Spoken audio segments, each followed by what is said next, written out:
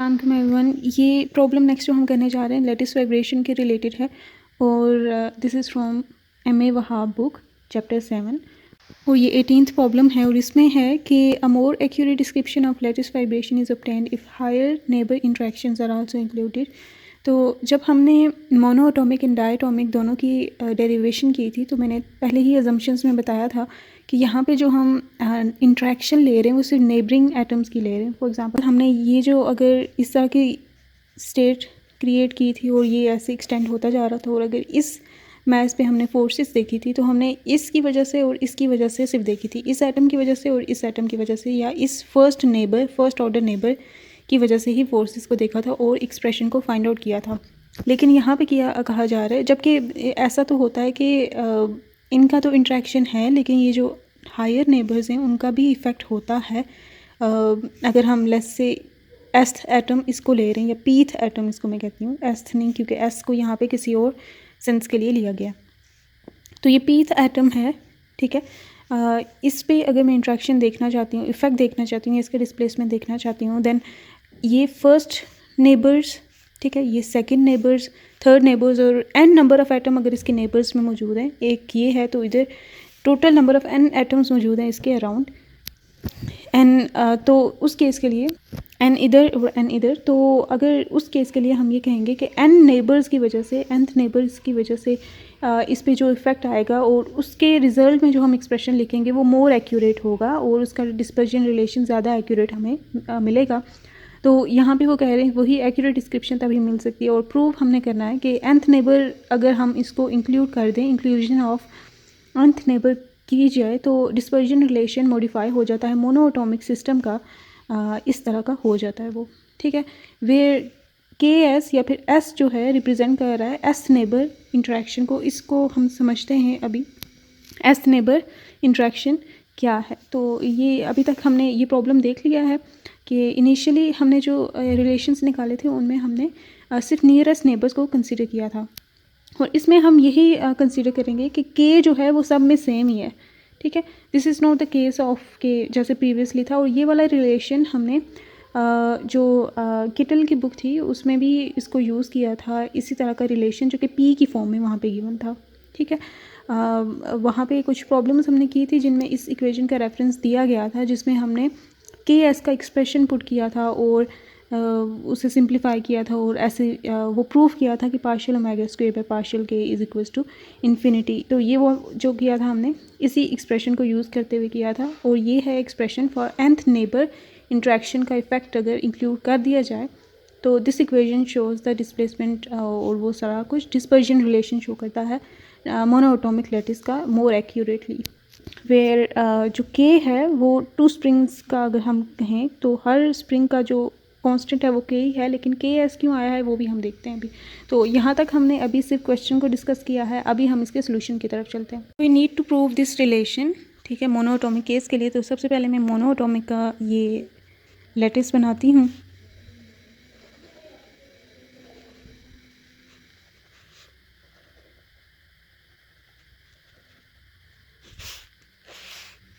Okay, ये monoatomic का case है जिसमें तमाम मैसेज आइडेंटिकल हैं, तमाम एटम्स आइडेंटिकल हैं और सब के दरमियान जो फोर्स कांस्टेंट है वो के ही है।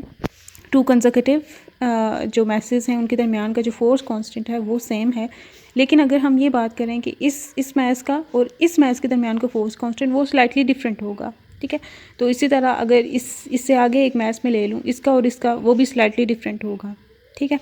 तो इन दोनों के दरमियान का तो के ही है, लेकिन इन दोनों के दरमियान ये मैसेज का भी इफ़ेक्ट आता है और ये स्प्रिंग्स का भी, इनके भी इफ़ेक्ट आता है। इसलिए हम ये कहते हैं कि ये जो है ये स्प्रिंग कांस्टेंट जो है इन दोनों के दरमियान का डिफरेंट होगा, इन दोनों के दरमियान की बॉन्डिंग डिफरेंट होगी। Obviously that will not be 3 times के, ओके। इन दोनों के दरमियान की बॉन्डिंग काफ़ी कम होगी और वो ये स्प्रिंग्स का इफ़ेक्ट भी है, ये स्प्रिंग्स का भी इफ़ेक्ट है और ये जो मैसेज इसके दरमियान हैं वो भी कुछ शील्डिंग प्रोवाइड करते हैं जिसकी वजह से इन दोनों के दरमियान की बॉन्डिंग, क्योंकि बॉन्डिंग को ही हम फोर्स कांस्टेंट से रिलेट कर रहे हैं ना कि दो ये बॉन्ड्स ही होते हैं ना, बॉन्डेड होते हैं एटम्स एक दूसरे के साथ, तो जितना बॉन्ड स्ट्रॉन्ग होगा उतना ही फोर्स कांस्टेंट ज़्यादा होता है।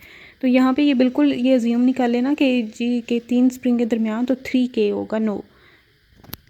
तो यहाँ पे हम ये मैं इसे pth एटम लेती हूँ। यहाँ पे s जो है इन एटम को नहीं शो कर रहा, s शो कर रहा होगा कि कौन से नेबर, कौन से ऑर्डर के नेबर हम कंसीडर कर रहे हैं। तो अगर हम फर्स्ट नेबर्स कंसीडर करें, दीज नेबर्स, ठीक है, इनका एक्सप्रेशन हम लिखेंगे तो इसी तरह इनका भी लिखेंगे तो देखेंगे कि जितने में ये नेबर्स हैं ना, उतना ही यहाँ पे ये चीज़ें यहाँ पे अब आ जाएंगी।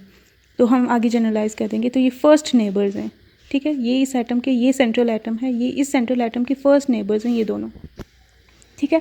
These are the first neighbours. और यहाँ पे इन दोनों के दरमियान जो के है उन्हें हमने K1 का नाम दे देते हैं, और ठीक है, इंट्रैक्शन फोर्स कांस्टेंट जो, इनको K1 का नाम दे देते हैं। और इसका जो एक्सप्रेशन आएगा वो हमने पहले भी मोनोटॉमिक के केस के लिए फाइंड आउट किया था, वो मैं अभी उस चीज़ को लिखती हूँ। अगर तो वो ω1² में लिखूँगी, ठीक है, क्योंकि ये एक हम जो नेट आएगा ना इफेक्ट, वो इन सब के एडिशंस के इक्वल आएगा। ओके, तो उन सब को अगर हम ऐड कर देंगे उन इफेक्ट्स को, तो ये टोटल हमें बता देगा कि ओमेगा क्या फ्रिक्वेंसी होगी। तो इन सब को ऐड अप कर देंगे तो mω1² that will be equal to, जो प्रीवियसली हमने फाइंड आउट किया था वो था 4f बाई m था ना, m इधर हम लेंगे तो यहाँ पे sin² KA/2 था, तो इसे हमने लिखना है 1 - cos KA की फॉर्म में। तो ये हम sin² theta is equal to 1 - cos 2 थीटा/2 होता है। तो यहाँ पे वही मैं करूँगी 1 - cos 2 थीटा इज़ KA/2 और डिवाइडेड बाई 2 जो मैं इधर ले आई हूँ, तो यहाँ पे 2f बच जाएगा, 1 - cos 2 to cancel KA। Okay, तो ये mω1² आया है। यहाँ पे f1 में यूज़ कर लेती हूँ क्योंकि यहाँ पे हम f1 या फिर K1, ठीक है, मैं K1 कर देती हूँ। नोटेशंस f यूज़ हो रही है, c यूज़ हो रहा है या k यूज़ हो रहा है बड़ा वाला। These 3 are for force constant, तो ये एक ही बात होगी।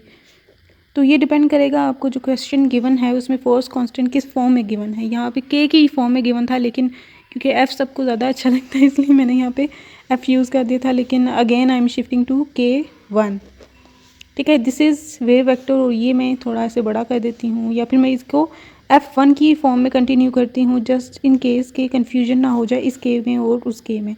तो इस वजह से मैं यही कंटिन्यू करती हूँ, ठीक है। ये फर्स्ट नेबर इंट्रैक्शन के नतीजे में हमें ये रिलेशन मिलता है। इसके बाद अगर मैं सेकंड ऑर्डर देखूँ तो इन दोनों का इम्पैक्ट इस पर वो भी इंक्लूड हम करना चाहते हैं आप, ठीक है। ये एटम था UP, ये एटम है UP+1, ये एटम है UP+2, ये है UP-1, ये UP-2, ठीक है। इन दोनों का तो हमें बहुत इजीली पता था, ये वाली चीज़ हमने पहले की हुई भी है, इसलिए यहाँ पे वो मैंने जनरलाइज कर दिया। अगर हम इन दोनों एटम्स का इन्फ्लुएंस इस पे देखना चाहते हैं तो हम ये वाला हटा दिया, इनके इन्फ्लुएंस, ये जो इनकी वजह से इफेक्ट आ रहा होगा ना वो इनके K में आ जाएगा, तो हम K2 कह देंगे कि इनके दरमियान जो बॉन्डिंग है वो K2 है, ठीक है। इनकी प्रेजेंस का इन्फ्लुएंस K2 में हमने इन्वॉल्व कर दिया। अब इस एटम का फोर्स दिस एटम पे और इसका इस पे, ये अगर हम फाइंड आउट करना चाहें तो इक्वेशन ऑफ मोशन हम इनके लिए लिखते हैं, ठीक है। मैं सिर्फ 2 के लिए लिखूँगी, देन हम इसे जनरलाइज कर देंगे। तो ये इसका और इसका इस पे इफ़ेक्ट, जैसे इनका हमने मोनोटॉमिक की डेरिवेशन में किया था, तो ये मैस आएगा कैपिटल M, मैंने मैस इन सब का mess capital M let's say, और d² U2n आएगा डिवाइडेड बाई dt², ठीक है। That will be equals to, यहाँ पे हम फिर वही मेथड यूज़ करेंगे। यहाँ पे मैं K2 लिख रही हूँ, K2 या F2, ठीक है, क्योंकि मैंने अभी कहा था कि मैं इनके वही लूँगी, तो K2 means F2, depends, okay, don't confuse in notations. तो F2, तो this one force minus this one force, जिसे हम F1 - F2 करते थे। मैं ये अज्यूम करते हुए कि आपने वो वीडियो पहले देखी हुई है जिसमें हमने मोनोटॉमिक लैटिस से वाइब्रेशंस की हुई है और तभी आप प्रॉब्लम्स तक आए हो। तो ये अज्यूम करते हुए मैं वो फिर इतना डिटेल एक्सप्रेशन नहीं कर रही, मैं थोड़ा थोड़ा डायरेक्ट कर रही हूँ। तो यहाँ पे दिस वन पार्ट का फोर्स माइनस इन दोनों के दरमियान की फ़ोर्स, तो इनकी फ़ोर्स जो होगी वो मैं लिख देती हूँ ऐसे, इनकी फ़ोर्स जिससे मैं F1 का नाम दे देती हूँ माइनस F2 इन दोनों के दरमियान की फोर्स। तो F1 अगर हम लिखना चाहें तो F1 that will be equals two of their force constant जो कि है F2, ठीक है। और हायर ऑर्डर डिस्प्लेसमेंट, जो हायर ऑर्डर से मुराद ये वाला नंबर है ये, ठीक है। P+2 इज़ ग्रेटर ना, सो U of P+2 minus U of P, ठीक है। एंड ये हमारे पास F1 आ चुकी है इन दोनों के दरमियान की फोर्स। अब F2 जो है that will be equals to F2 U of P minus U of P minus 2, ठीक है। तो वो लोग जो F is equals to minus K X इसके रेफरेंस से लिखना चाहते हैं, अगर आप नेगेटिव इसको यहाँ पे ले रहे हैं तो यहाँ पे नेगेटिव ले रहे हैं तो यहाँ पे क्योंकि डायरेक्ट बुक्स में लिया गया है, जैसे बुक्स में लिया गया मैंने वैसे यहाँ पे मेंशन किया है, वरना आप ऐसे भी कर सकते हैं माइनस F2। देन यहाँ पे ऑर्डर ऐसे होगा कि स्मॉलर वाला फर्स्ट, देन ये बिगर ऑर्डर वाला आएगा, जस्ट ऑर्डर चेंज हो जाएगा। दोनों केसेस में रिजल्ट सेम आते हैं। तो ये यहाँ पे हमने कर दी। अब इन दोनों का डिफरेंस यहाँ पे लेंगे तो हमें ये फोर्स पता चल जाएगी, that will be equal to F2 मैं कॉमन ले लेती हूँ। F1 is UP+2 minus UP और minus F2 which is minus UP minus UP minus 2, ठीक हो गया। और इस साइड पे ये U2n/d ठीक हो गया। अब इनके लिए ये इसको आगे अगर सॉल्व करके लिखें then that will be equals to d² U2n/dt² equals F2 UP+2 plus UP minus 2 minus 2 UP। और अब यहाँ पे हम लेट करते हैं इसका solution, that will be equals to e⁻⁴ k, ये अगर s ये U2n में लिख रही हूँ, UP है ये, सॉरी ये UP है, ये UP है ना, पीथ था ना UP, तो ये UP अगर सोल्यूशन है तो iota k P A minus ω2t करेंगे, क्योंकि फ्रिक्वेंसी हमने सेकेंड ऑर्डर ये ले रहे हैं ना, तो इसके लिए ω2 फ्रिक्वेंसी लेंगे, इसके लिए ω1 ली, इसके लिए ω2 लेंगे। तो इसी रेफरेंस में अगर UP+2 की एक्सप्रेशन लिखेंगे तो वो अयोटा KA P+2 यहाँ पे आ जाएगा minus ω2t which is equal to aorta ये KPA माइनस ω2t, ये अलग करते हैं और डॉट आ जाएगा अयोटा KA2, ठीक है। K2A भी लिख सकते हैं। तो UP-2 सिमिलरली हम लिखेंगे तो ये इस तरह का फॉर्म आएगा, यहाँ पे डॉट में अयोटा K2 आएगा माइनस अयोटा KA2 आएगा। और जब हम इनका ये यहाँ पे वैल्यूज़ पुट करेंगे, इसका ये सेकेंड ऑर्डर डेरिवेटिव हमें पता है कि ये माइनस ω2² ही आएगा और e⁻⁴ KPA माइनस ω2t, ठीक है, इक्वल्स टू F2। और इन सब में भी ये वाला फैक्टर आ रहा है तो मैं यहाँ पे ही डायरेक्टली ही ये और ये वाला जो पार्ट है ना, तीनों में जो आ रहा होगा वो सिमिलर वाला वो मैं कैंसिल कर रही हूँ। तो यहाँ पे जो बच जाएगा UP+2 में जो बचेगा वो है e⁻⁴ KA2 प्लस P-2 में जो बचेगा वो अयोटा KA2 और -2 ही यहाँ पे बचेगा, उसके साथ कुछ और नहीं बचेगा। और इनका डिस्प्लेसमेंट U एम्पलीट्यूड जो था यहाँ पे भी U था, तो U और U भी कैंसिल क्योंकि सिमिलर एटम्स हैं। तो -m⁻²² इक्वल्स F2 और ये e⁻⁴ KA2 plus this whole quantity is cos 2AK। Iota को छोड़ के जो इनके साथ लिखी होती है वो यहाँ पे आ जाती है -2 और यहाँ पे 2 भी मल्टीप्लाई होता है क्योंकि divided by 2 is cos AK। तो ये डिवाइडेड बाय 2 क्रिएट करने के लिए मल्टीप्लाई बाय 2, या फिर ये कह सकते हैं कि this whole quantity is 2 cos 2AK। तो यहाँ पे 2 कॉमन आएगा, 2 कॉमन लिया F2 और ये बच गया, यहाँ पे नेगेटिव भी उधर मल्टीप्लाई कर देते हैं 1 माइनस cos 2AK, ठीक है। तो जब थर्ड वाले नेबर्स लेंगे ना, थर्ड वाले नेबर्स, ठीक है, तो यहाँ पे थर्ड वाले नेबर्स पे यहाँ पे 3 आ जाएगा, तो यहाँ पे भी cos 3AK आ जाएगा और F भी 3 हो जाएगा और ओमेगा भी 3 हो जाएगा।